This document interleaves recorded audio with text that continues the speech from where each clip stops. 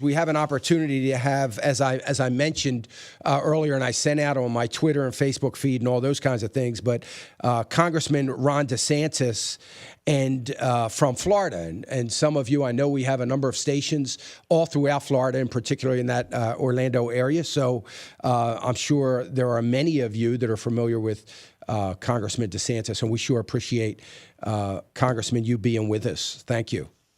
Yeah, good morning. Thanks for having me. Sure. Congressman, you put forth you're putting forth, or trying to, hopefully, we are going to look at a constitutional amendment that's going to impose term limits on congressmen and senators. And, we've got a situation where you've got 75%, give or take, of the American people, of likely voters, that is, if I'm not mistaken, that go along with this idea and think it's time. And I can't imagine there's been a better time to get something like this through. Senator Vitter was a great friend of this, my ministry, and was on my program often. And I remember us having several conversations about this. So what do you think your odds are at this point? So it's always a tough slog because term limits is a great example of an issue. As you mentioned, the vast majority of the American people support this. Republican, Democrat, Independent, white, black, male, female, it doesn't matter. The divide is not amongst the American people, but between the American people and the permanent political class in Washington. And so I've been supportive of term limits since I've been in the Congress in 2013, but it's been like pushing against a brick wall. You just don't get anywhere. I think the X factor now for us is that Donald Trump's drain the swamp agenda, really the centerpiece of that agenda was term limits for members of Congress. And so Trump is going to be able to use the bully pulpit to say, hey, Congress, you need to pursue term limits. Paul Ryan has already come out and said, hey, yeah, I support the idea. So I'm optimistic we actually can get a vote on it. I mean, getting a vote is really the toughest thing, because whenever there's something that's very popular, that politicians don't like, they just don't want to go on record at all. So not having any discussion or vote on term limits has really been the preferred course of action for not just the last few years, but really going back to the mid-1990s. Well, now that this is part of Trump's agenda, he's going to be telling people we need to vote on it. That is going to really help connect the American people to this fight. Look, as one member of Congress, I can go out. I have a Facebook, a Twitter. Yeah, I have thousands of people. That's great. They're good people. Trump has the bully pulpit, and he can reach pretty much the whole country with one tweet or one video or one speech. Yeah.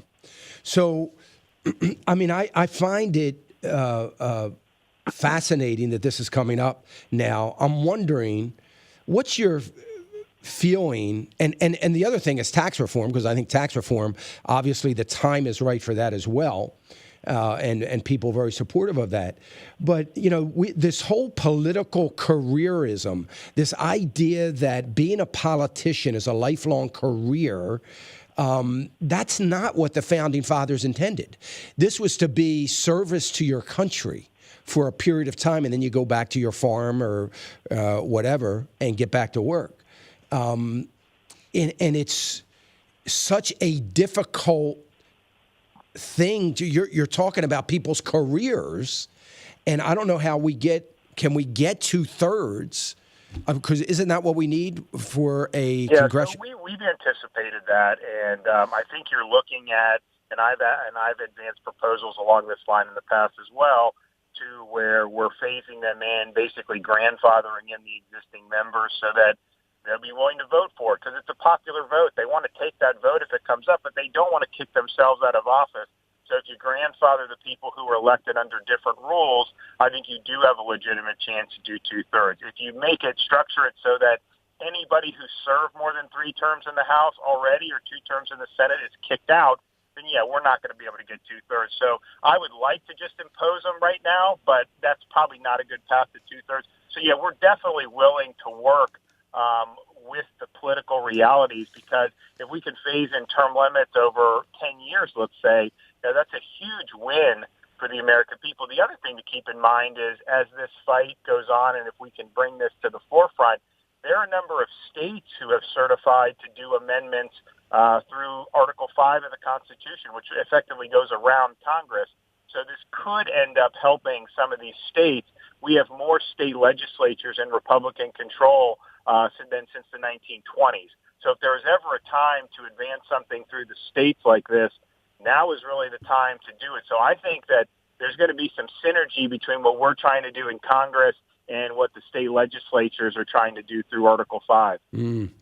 Yeah, that would be great, and that was going to be my question: is how far can the states go if it doesn't go through? So I appreciate you mentioning that. You know, I give you a lot of. And there was also, I mean, with the states, it's important to point out the states were moving to term limit their members of Congress in the 90s, and there's nothing in the Constitution that says you can't do that. Unfortunately, it went to the U.S. Supreme Court, and in a really bad 5-4 decision, Justice Thomas wrote a great dissent. You had the 4 liberal justices and Justice Kennedy say, no, you can't do term limits through a state legislative statute or something of that nature. And I don't think that was right. Had that decision not been rendered, we could just do it through normal state legislation. But because of that decision, unless the court reevaluates that, we're left to pursue either the amendment through the Congress or the Article 5 amendment through the 2/3 of the states. Wow.